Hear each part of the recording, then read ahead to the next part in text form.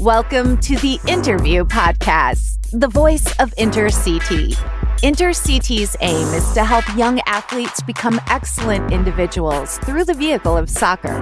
Love the game, love to learn, and love to compete at InterCT. Hi, everyone. Back with another Interview Podcast. I am your host, Aaron Mazzola. I'm also joined by Tom Robinson. How you doing today, Tom? Good, mate. Good. Finally feeling back to normal after a couple of days out with the flu. So Yeah, you had the flu. I had to cover you a couple sessions. Missed out on our tournaments past weekend. Yeah, I had massive FOMO this weekend. I was checking the scores online. So yes, no, that's one thing I'm starting to learn. Having a 2-year-old who's just always around germs at play school, and then obviously coaching the younger kids. The winter's going to start being tough now for me, but no, feeling normal. Good to get back on the field, and yeah, antibiotics are good. You know, they beat me up for a few days, but now I'm feeling normal again. So modern medicine. Yeah. For me, it's always the temperature change. That's what gets me. If it goes from hot to cold or cold to hot, that's when I start getting sick. So hopefully next week, mate, you won't be sick when we go. Hopefully it's nice and 80 degrees in Tampa. Oh, this time next week when we're flying. Sun on the face. So we have a couple things to talk about today. Some good things, some really positive things, and some season prep. We have Colin, who is our high school boys director. He's going to be sending in a 2-minute, 90-second recap of their college recruiting seminar that was held last week.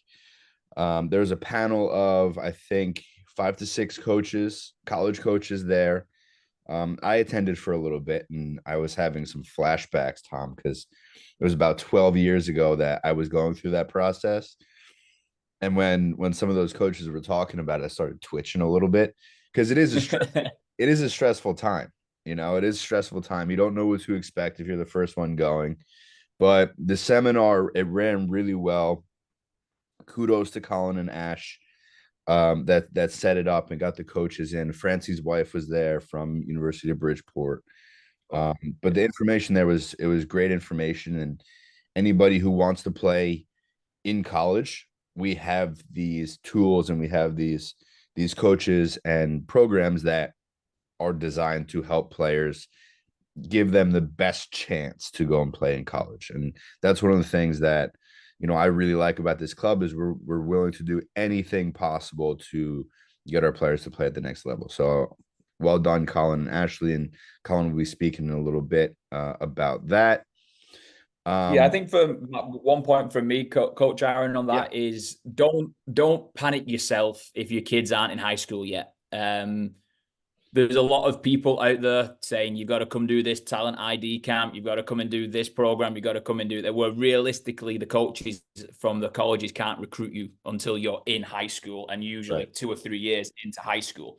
You know what I mean? So if you're getting these emails from come and attend this talent ID camp, come and attend this, and you're not in high school yet, and you've not even kicked a ball in high school yet, then just use a little bit of common sense and just be like, probably not going to offer my son a scholarship 5 years before he can play in that format. And also keep in mind how often college coaches changes.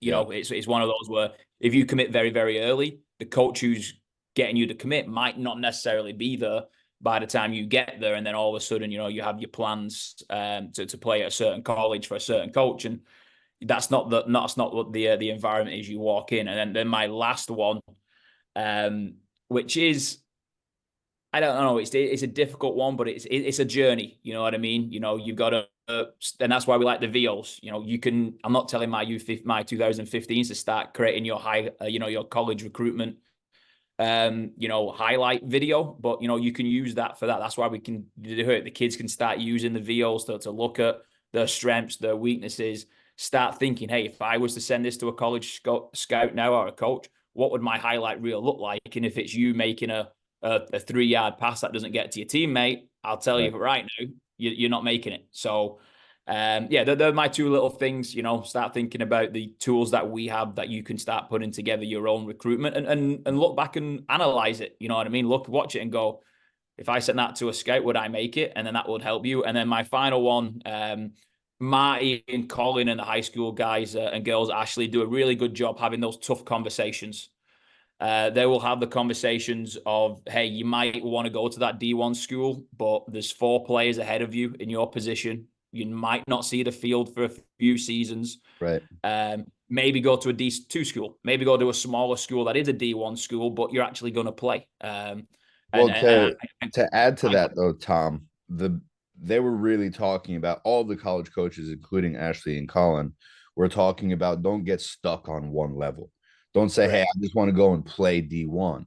Yeah. Because, from my personal experience, I was getting recruited to D3, D2, and I wasn't really getting recruited to a bunch of D1s. It was mainly like 1 or 2 that I was talking to the coach with. And it just turned out that I went to Sacred Heart and got a spot on the team playing D1. But the D3 and D2 programs are still solid quality soccer programs. And they can compete against some of the better D1 programs, but it really just comes down to the rules and regulations of that division.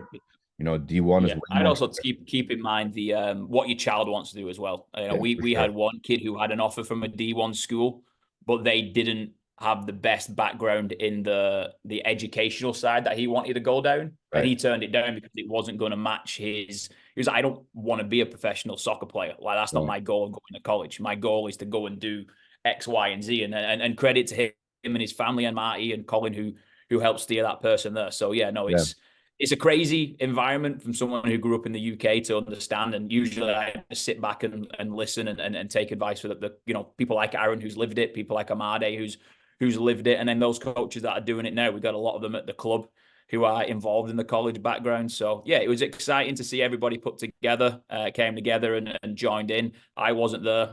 Man flu had me beaten up that week, but I heard great things, and I'm looking forward to Colin sending in a little recap of how it went from his point of view. Yeah. So we'll let Colin talk for a couple minutes, and here he is. Hey everyone, Colin here. Just wanted to take a second to talk to you about the recent Inter-Connecticut college recruiting panel that Coach Ashley and I hosted at All Saints. We invited guest coaches down from Central Connecticut University, Bridgeport University, Mitchell College, Wesleyan, Conn College, and also a gentleman called Matt Kokoschka who spoke to the kids about gap year options and viable alternatives for kids who don't necessarily want to go straight into the college route. First up was a little bit of information about the number of players playing high school soccer who go on to play at each level of collegiate soccer, and basically just an overview of how difficult a process it can be and how lucky you are if you get to take that step and make that jump up. Beyond that, we then invited the coaches on the panel to talk a little bit about each of the divisions that they represent and how Division 1 is different to Division 2 and Division 3 and so on. And we introduced NAIA schools and JUCO and how those are different, but definitely very viable pathways for players wanting to go on and have that collegiate soccer experience. We had a good discussion about how to select the right college for you, or how to narrow down your list of colleges, basically figuring out what's important to you. And you can start to do that as a freshman, you can start to do that early on, and it's a big part of figuring out where you want to be in terms of the school you want to go to, the program you'd like to be part of, and all that stuff. That it's very important that you start to narrow down and figure out what's important to you as a person as well as a player. We moved on to talking about how to market yourself as a player, how to write a kind of an intriguing and professional email to a coach, how to market yourself from a video point of view using tools such as Veo and Soccer Spotlight, the companies that we have partnerships with here at Inter-Connecticut, how to use another one of our tools that we have a partnership with, Sports Recruits, to get out there and find the schools that you want to talk to, how to locate the coaches, how to speak to the coaches, how to open those doors and wedge your foot in them almost. We went through a couple of the options, both in terms of how to do it, but also explaining the partnerships that we have and the partnerships that we're building with these companies just to give our players the extra options and to give them a little bit of support on their journey. Once we'd gone through that, we went through year by year. So what you can be doing as a freshman, as a sophomore, as a junior, and as a senior to help the process run smoothly. So there are certain milestones that you should be hitting in each of those kind of classes, and where are you at right now? Where should you be? What should your next steps be? And kind of mapped out a little kind of guided pathway there. Following that was one of the most interesting parts of the night, where we opened it up for a kind of question and answer panel discussion, where the people who'd come to the event were able to ask any of the coaches any questions they liked, and they didn't hold back with the questions. The coaches didn't hold back with the answers. We're lucky in that the coaches that came down to help out with the event, we had good enough relationships with them where they were able to be kind of open and honest about everything that they spoke about. There were some kind of harsh truths in there, but there were also lots of kind of positive moments that had people excited and had people kind of intrigued and enthused about the college recruitment process. Overall, the event, like I said, went down really, really well. We've had a lot of good feedback about it. It's definitely something that we're looking to do a lot more of, and we're definitely looking to help place more of our kids in the college environment if that's the pathway they want to go. So yeah, it was a really good event. Excited that it went well. I'm very excited to do more in the future. Thanks for that, Colin. Appreciate it. Yeah, it was great event, and happy that we can hold it as one of the first ones, right? So yeah, I think it was 100% the first one as into Connecticut. Not even a question. I remember doing one my first few years as Everton, but I don't think it was on that scale. So right, yeah. I mean, there was over 160 kids registered. So yeah, now we can move on to a program that's so near and dear to my heart, is the parent soccer. We did a couple Thursdays in the fall. Great turnout. I think two of the days we were able to field two or four 99 teams. Yeah. So this past Friday at Sono Fieldhouse, we had the first one in March, indoors, and it was really nice. We had 10 people there, including Amade and myself, but nice little run around. Good to kick around after not really moving or playing soccer throughout the winter, and glad to have the parents back. It's something that I feel not a lot of clubs do, and that's why I wanted to offer it. But also, soccer is just to be enjoyed for everyone, so the parents are always watching and driving and taking kids from here to there. So it's a nice little thing to get the parents involved and playing. And Tommy had a couple showings in the fall. Yeah, the fall's definitely easier for me. Usually when I'm at the location, I will try and show my face to one or two of these events. But to touch on what Aaron said, for us, the community and the club-centric approach is massive, and this is why we do it. We want to see you parents put a lot of time into your kids, and if we ever have a little bit of a facility available to bring in the parents and get them just playing together and get them interacting with other teams that they wouldn't usually. Usually most teams are close with their own families. Maybe you stretch out to one of the same teams at the same age group, but it's very rare you see a high school parent talking to a U9 or U10 parent unless they know each other away from the club. So, having that environment helps. It's just a good thing for us. And like I said, it was something that we did as kids. Like, I remember all the time my dad would play as part of a team when I was a younger, and we used to also sometimes do dads versus lads, which would be the dads on one side and the kids on the other side. It was funny how when we started becoming teenagers, that those games, some reason, just started to disappear. Well, they loved playing against us when we were U9, U10 and getting absolutely smashed.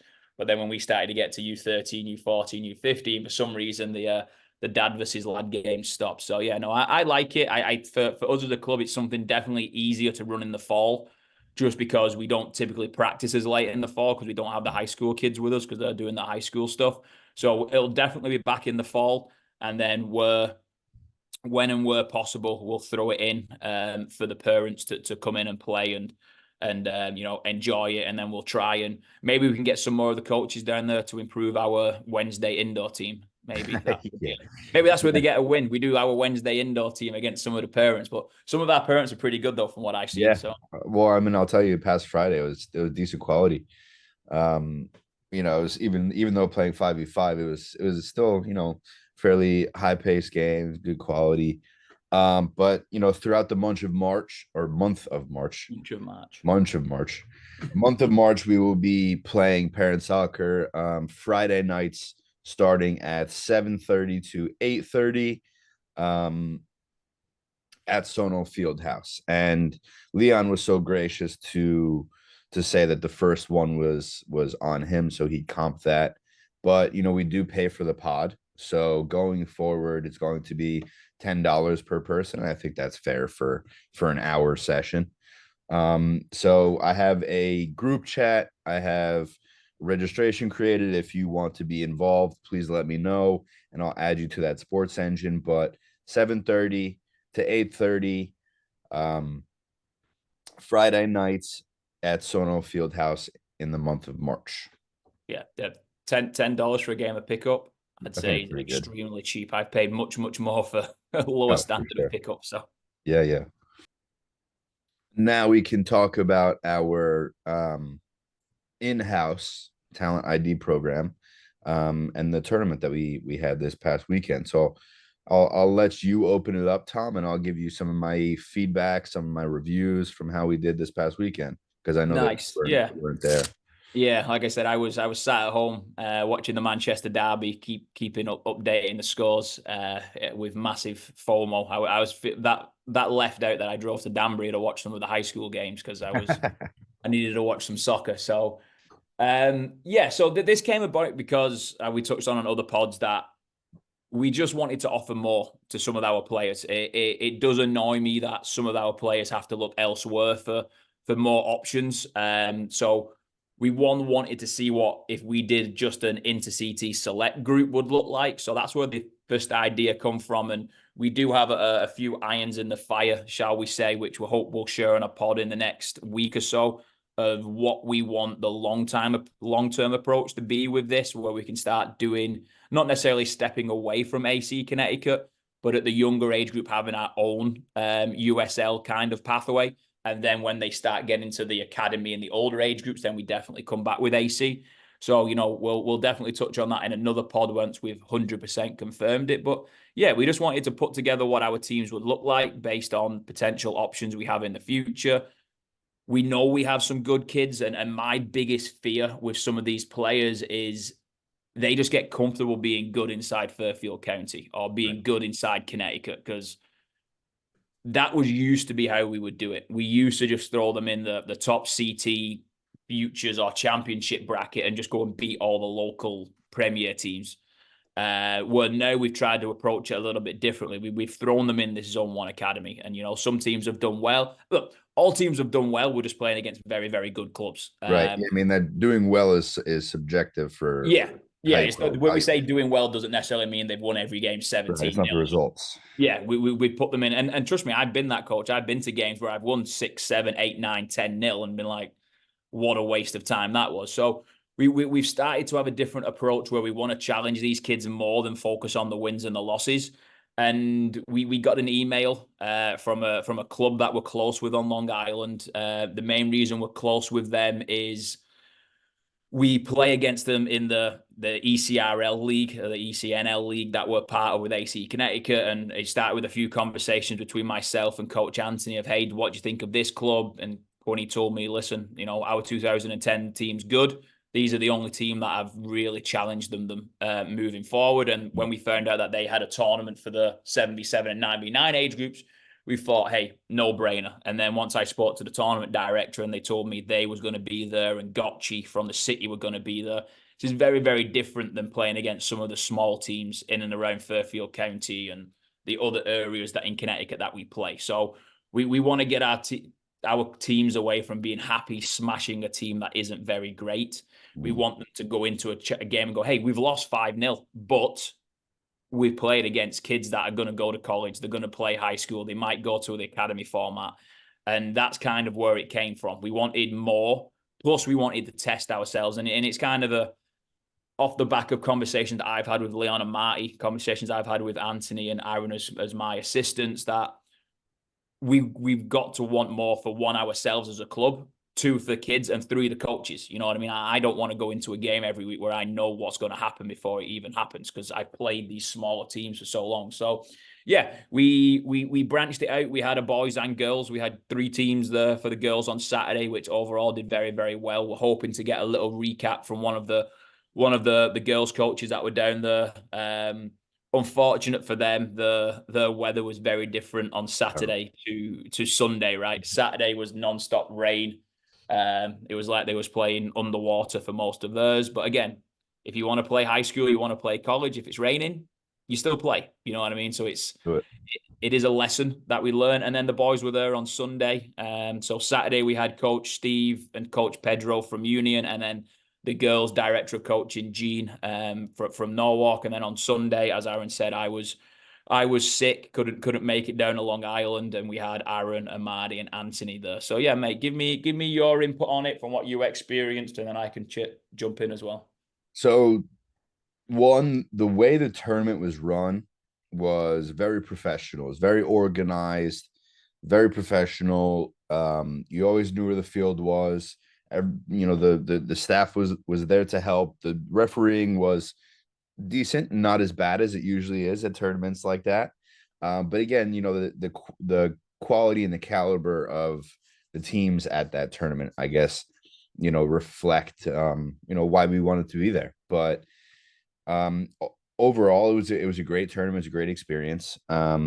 We had all our teams in the top bracket, which was a great test. Because I think that's key. I think that's key, right? Yeah. We could have gone to that tournament and said, and a lot of clubs do it, and we've done it in our past. Right.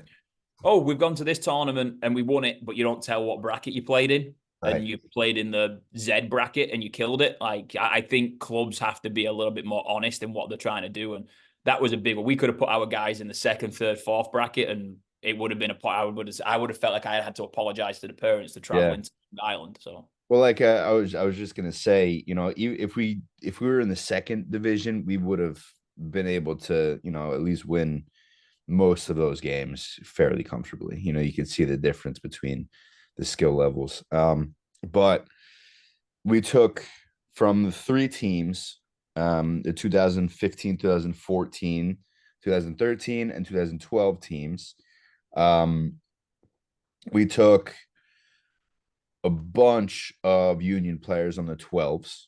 Yep. I had a Litchfield player on my 2013s, and Imade had a 2014 Litchfield player on the 14s. So not the representation really that we wanted. We wanted more players from our branches. But as we start to develop this program and, formulate how we want each branch to kind of come together and be sort of centralized in our way of thinking and way of playing and way of training, then, no doubt we'll be able to bring more players as they fit into our model. But I think it was a great representation for the first one out. Some great goals scored. I was able to VO a couple games. And we should have those goals of the week up soon. But altogether, just a great experience. And, despite, I don't think any of our boys teams won a match, but we tied a couple. We competed against, a couple. For example, the first game, we only lost 2-0 to Gacci. And yes. Gacci is a club that has, MLS Next programs. And I remember when my brother was playing, I think I played against them once or twice, but my brother would play against them from when he was 10 years old playing academy. And, always traveling to Brooklyn, it always sucks because you're on the way home just crying because you got smacked. But, yeah, it's a great program. Only lost 2-0 to them, and we had a couple opportunities that we could have put away. The second game played East Coast FC, who hosted the tournament. They were a quality side and they played good football. but we were down 4-1 in the second half, wound up equalizing 4-4, and then, allowed or conceded a pretty cheeky goal, far post toe poke. Just, couldn't clear the box, but that's like my bread and butter. That's like my whole football career. That just yeah, little scruffy goals at the back post. being at the right place, right time. That's it. But that fourth game, it was a tough one because our boys were tired, but overall, like I said, we competed, we worked until the very end, and I thought we showed well. We showed well enough to where one of the directors invited us to next year, and that's what we want. We want to be able to compete. We want to be able to show so that we do get invited and recognized for the talent that we have. So yeah, I think that's key, mate. What you just said. The director also reached out to me via text message and just said, "Hey, you guys are more than welcome and more than welcome to be back in the top bracket," which for me is more important than just being invited back. For sure. It shows that, yeah, we might not have won every game, but it shows that we're ready to compete in those levels. And for me, like I said at the beginning of this part, is we have to open kids' eyes to what's out there. You know what I mean? There's so much out there. I think one thing that with New York that becomes a little bit weird is it's not as diluted as Connecticut. There's a lot of good just travel teams. You know what I mean? Because there's not as many Premier teams. Like if you drove from Stanford to New Haven, how many Premier clubs you drive past in that distance? If you did that same distance in Long Island or Hudson Valley, you might only come across one team. So, and it's one of the reasons why I like Poughkeepsie. You might come against a really good travel team because there isn't 17 Premier clubs in the area. And I think, unfortunately, that's what's happening with Connecticut in general. It's a lot more diluted. You're seeing a lot more of these travel clubs turn Premier. And that's why we're trying to branch ourselves slightly different. That's why we're trying to be in these Zone 1 academies. That's why we're trying to do this level of competition that Aaron mentioned. That's why we've got irons in the fire for the summer with this new league that we're going to be part of. And if all these things come together, we're going to have year-round soccer for players that want to do it. Obviously, they'll have the inter-CT team spring and fall, but in the winter, we're looking at options where we can do more tournaments or even league play. And then in the summer, we will have league play, which we'll cover in another podcast, hopefully recorded on location. Coach Leon's give us a budget to record on location for our next podcast. I love that. I'm excited. I'm excited. Not just for the trip that we have coming up, but some of the programs that we have as well, and accepted into what should be an up and coming and exciting league for the youth. I don't want to spoil too much about it. Let's not give it away. From the meetings that I had on Monday with the league that we're looking to be part of, it doesn't look like it's only going to be a summer thing, which is exciting for me, and it could also open up numerous potential for us and our players. So yeah, exciting. Yes, but that's all we're talking about it. Don't count the eggs before they hatch either. Yeah. And here's Coach Pedro with a girls recap. Hello, everyone. This is Coach Pedro Oliveira from the Intercity Union branch. Just to recap about the participation of our regional girls program into the Icebreaker Challenge Tournament in Brentwood, New York this past weekend. We brought 3 teams there, the 2014s, the 2012s, and the 2013s. The 2014s is their first time ever playing together without any practice before the tournament. The team was made of Intercity Union and Intercity SL Norwalk players. They had actually a great tournament. 2 wins and a loss. 2 wins 5-0, 6-5, and a loss 3-2 to the winning team of that bracket. So a very good start for that group, and kudos to them and to Coach Steve and to Coach Gene as well. I was blessed enough to coach the 2013 regional team at the tournament. We won the Icebreaker Challenge tournament undefeated with 3 wins, 5-0, 5-4, 5-4. With a pool of players from Intercity Union and Intercity Norwalk. It was a great tournament from the girls. They put their work ethics in there. Their resilience was fantastic.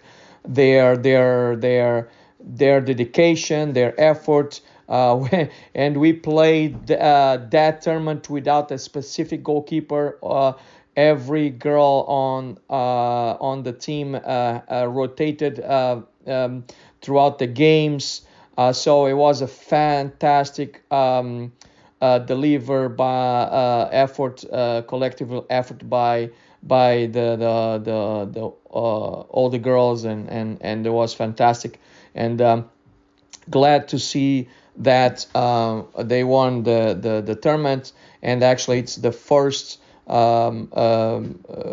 winning trophy for the regional program at the club, to be honest with you.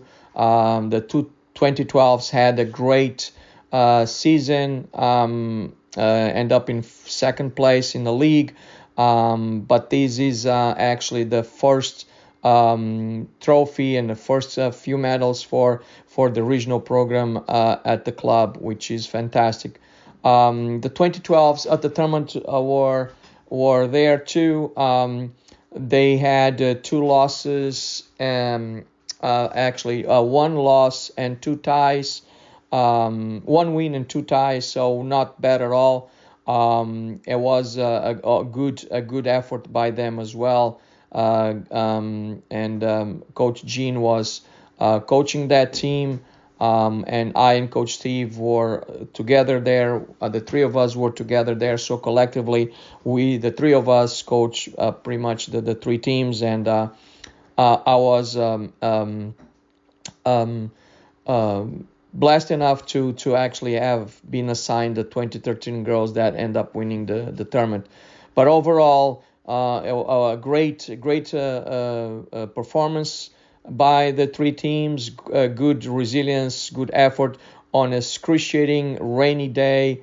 We were soaked, but the girls play hard, play the beautiful game of soccer the way that should be played, with dedication. So congratulations to all of them, and thank you to everyone for listening to our podcast, and see you next time. Bye.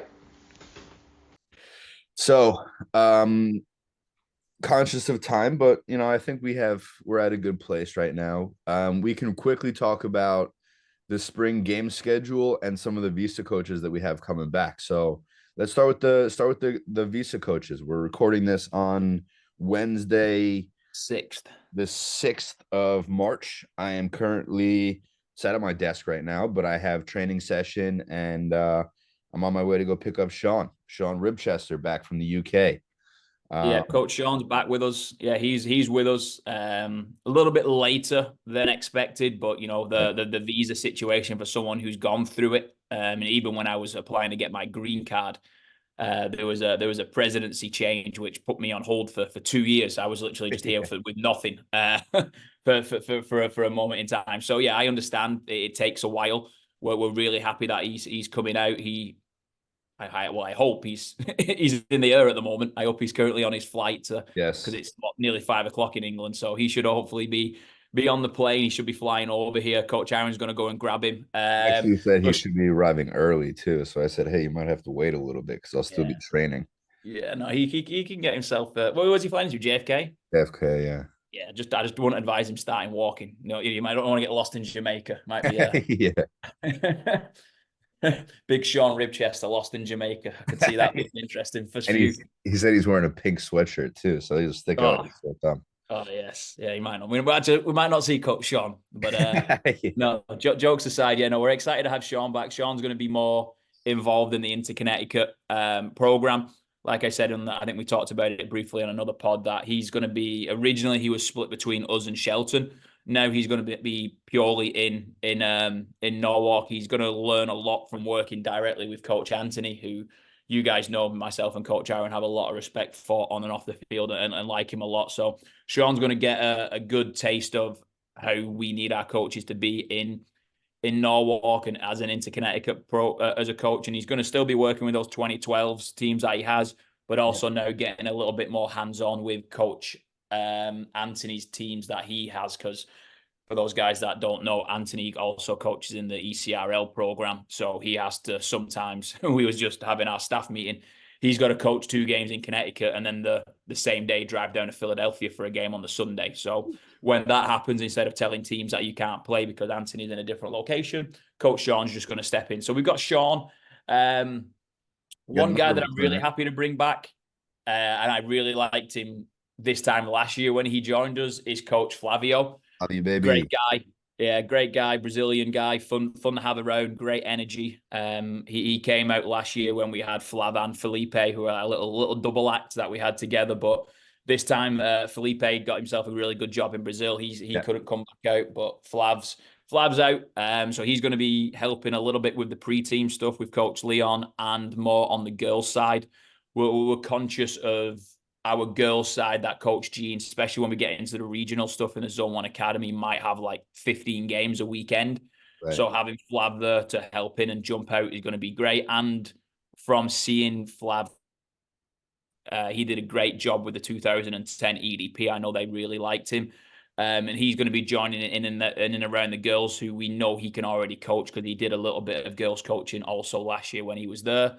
Coach Antonio's back, who not everyone would have crossed paths with because he was more on the pre-team side of things. But again, he was a great guy. Again, loved his energy. Must be something with these Southern American coaches with great energy and enthusiasm for the game. So he'll be back out helping Leon, helping myself a little bit. And then I spoke with Challenger Sports on Monday or Tuesday. I have a really good relationship with those. Like I said, the guy who's the CEO there was my first boss when I moved to the US. So I have a good relationship with us, and he got us.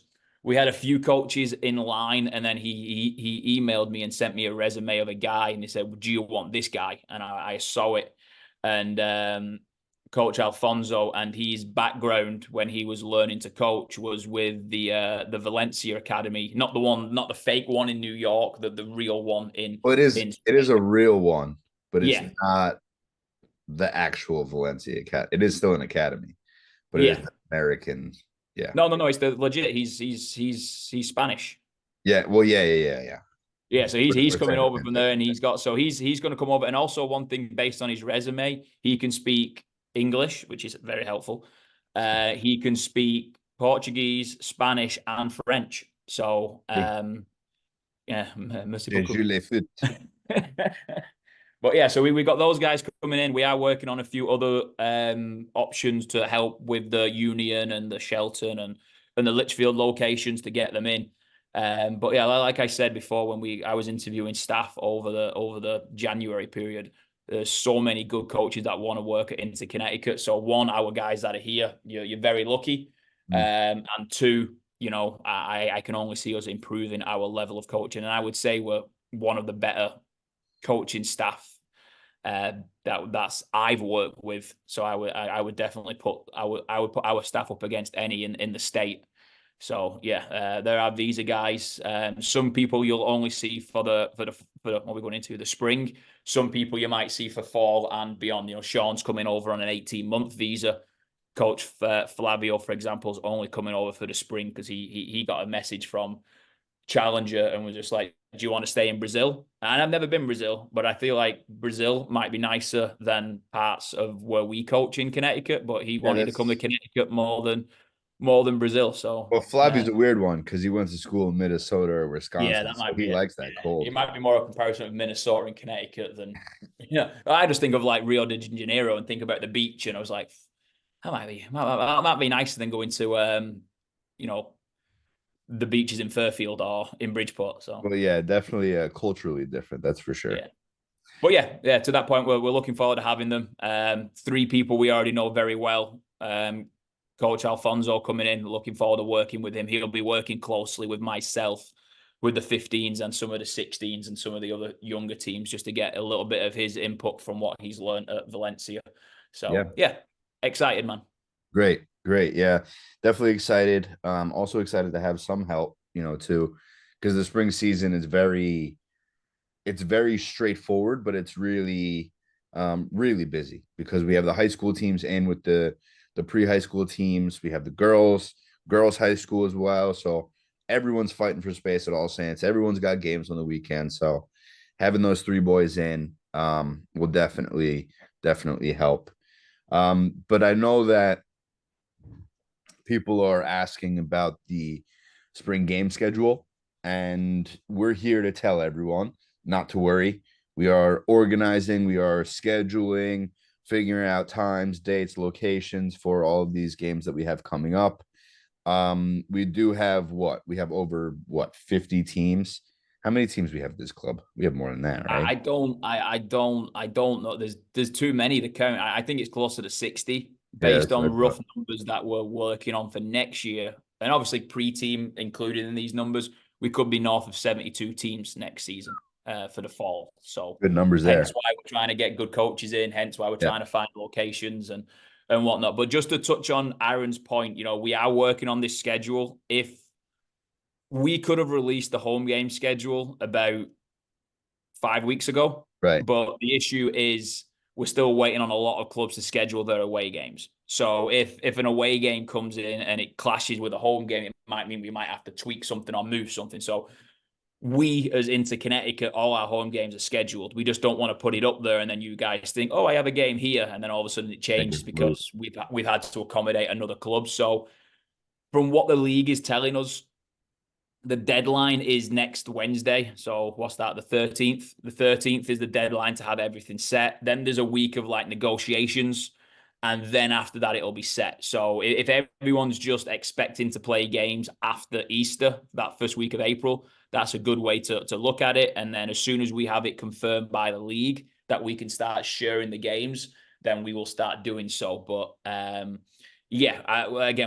could share something with everybody now, and then by the time we get to nearer that weekend, it could be totally different. So just know that we as Inter Connecticut are very much on top of it. It's unfortunately some of the other clubs that operate with parent managers or not full-time coaches or have to get fields from the town is just unfortunately slowing us down. So, we could potentially put things on TBD, but you can also, with the league, you can move it onto a different weekend. So we could have, the way it looks right now, 3 games scheduled for a certain weekend. And then by the time the schedule gets released, we could have no games on that weekend because everything's been moved. Yeah, you're doing the most, right? Because Coach Aaron's doing a coaching qualification during the spring. You're experiencing this firsthand, right? How we have to deal with other clubs and other parents. And again, it's just each club's ran differently. It just throws a few headaches in there. But I'm pretty sure I did the schedule the day it came out. So we're just now waiting on the other things. It always makes it interesting. Always the beginning of the season is always interesting. You kind of see where the alliances are. Yep, and there's always one club or 2 clubs that just don't schedule the game at all. And you're then trying to figure out, okay, is this a team? Is this not a team? Are they in the league? Are they not in the league? When are we playing this game? And I think we have a good enough relationship, I'd say, with 90% of the teams that we can pick the phone up and move games. It's unfortunately some of the smaller clubs. Like I said, if there's a problem with a game with Chelsea peers, we know the guys there, Dave and Danny. We can give them a call and say, hey, can we move this? And it's no problem. Same with AC Connecticut. The Zone 1 Academy games are pretty much all set.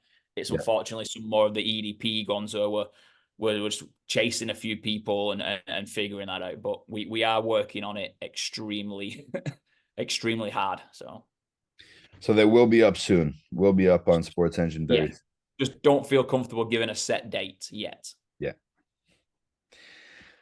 Anyway, that's all we have for you today for this podcast. We have another one, like we said, we're going to talk about that on location. But thank you all for listening. If you have any questions, comments, or concerns, please feel free to reach out. We've had some good feedback about. I was just going to say the podcast. same thing. You know, we're starting to hear more from parents, and I really like that. Because it helps us, it helps us improve this. And like we keep saying, this is in place of a newsletter. Passively listening to this, you get more information, you get some banter out of this. You get to listen to some of the smack we talk to each other on a daily basis. In a loving way. Yeah, well, it's a loving way for sure. But again, so thanks for listening, and hope to see everybody I guess not this upcoming week. I will be away. I'm going to California. If anybody wants to see former podcast guest. Yeah, former podcast guest and current Sacramento Republic goalkeeper, and my younger, taller brother. He has his home opener Saturday, March 9th. I believe the game is at 7:30, but I'm not completely sure. If you want to tune in, it should be on ESPN Plus. ESPN, right? Yeah.